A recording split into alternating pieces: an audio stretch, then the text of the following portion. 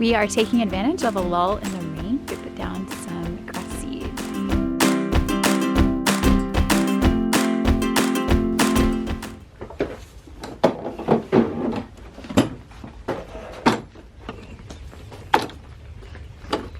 We're putting down seeds behind our house.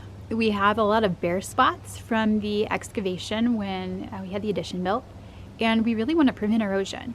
So we're going to put the seeds down because we know that if we don't, Mother Nature will probably send something else to cover that dirt, and it'll probably be something that we don't want growing there. So we're going to get to work. The chickens did a really good job scratching up several spots as well, so we're going to put some grass seed over them and hope that the manure they left behind does some magic.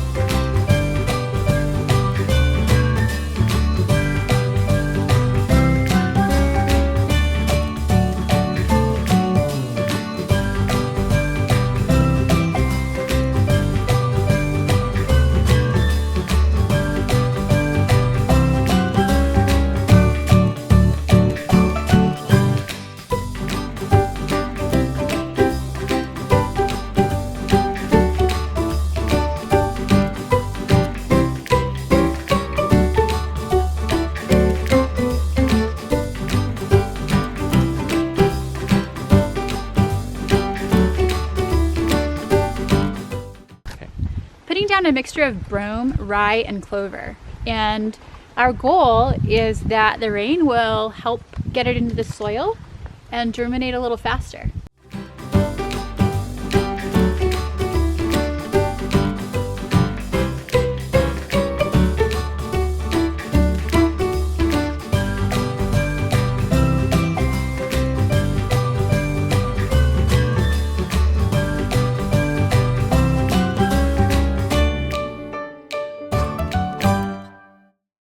We were thinking about putting seed in the corral, but when we checked it out, we saw that the grass is returning really well. Actually, it's nice and green, so we're just going to let it grow back naturally. Looks like the sheep have done a really good job returning a lot of fertility to the soil, so we're pretty happy about that.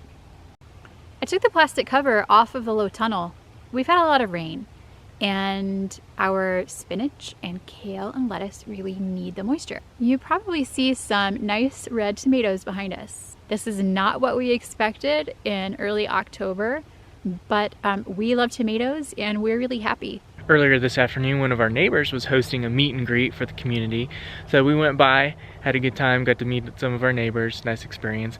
And then after, we went to check on Grandma. If you guys missed it yesterday, Grandma fell and sprained her wrist, and we took her to urgent care last night. But I checked on her. She is doing well. She said it hurts badly still if she moves it certain ways, but most of the time it's not really causing any major issues for her. We're of course really relieved that there was no fracture or worse, and that she'll be healing fine.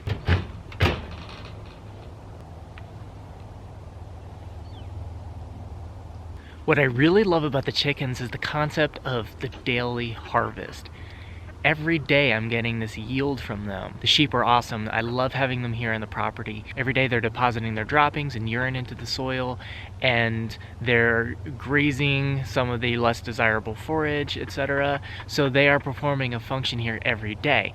But we're not necessarily getting a yield from them that we can harvest each day like the chickens. There's just something about getting this eggs every day. It's just awesome. You guys watching that have chickens, you know what I mean, right? What makes it even more cool is when you get pristine looking eggs like this. I mean, look at this.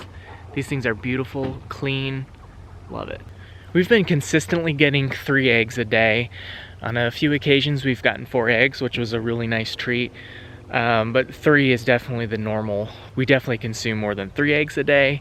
So we haven't been able to cut the eggs out of the grocery bill yet. But our chicken breeder, John Shepard, sent us a message a few days ago indicating that the 12 pullets we ordered over the summer from him are almost ready. meaning when we ordered them, he hatched out a whole group of eggs and has raised them through the chick phase in his brooders there, and they're almost feathered out, pullets ready to be picked up. We were really excited about getting 12 more chickens on the homestead. Of course, they won't be laying until the spring, but that's all right. The pullets that we have now, the 4 of them, are definitely maturing. They're almost as big as the other hens out there, and come winter they should get into some egg production. The challenge with bringing on more birds though is we're gonna have to work out something for additional housing for the chickens. Not to mention we need some winter housing as well. So we definitely have some projects coming up that we need to address. When do you think the pullets will start laying? Do you know the approximate window for that? December? December, okay. Just supposedly, but they're pretty big now. They're as big as the other hens. I've just lost track of how old they are. We've had them 6 weeks, and they were... Either 8 or 10? How many weeks are they? We think about 8 weeks old when we got them, so they're about 14 weeks, so another 10 weeks they should be laying. And excitingly, we just found out this week that our next batch of 12 will be ready in about 3 weeks. Yes. Yes. That's really exciting. What are you doing with the fabric here? Well, I'm sorting it because I like to cut fabric. And I cut a lot of it before we moved, and I kept it really well organized, but now I don't remember where everything is and what I wanted to sew next. So I'm just getting some inspiration, playing with my fabric. These are some of my favorites. I love these little seahorses. These are really cute. So I'm looking forward to making some fun baby quilts or doll quilts for friends. And obviously, I like pink. This is one I made for our friend Jenny's daughter, Juliana, who's now 3 years old. So this was sitting in a box, and I just found it when I was cleaning up our room last week. So Jenny, I'm gonna send this to you for real, for real. Does she watch? Time. Yes. Okay. Jenny watches. I really will mail this to you for Miss Juliana so that she can hopefully cuddle under it before she's too big.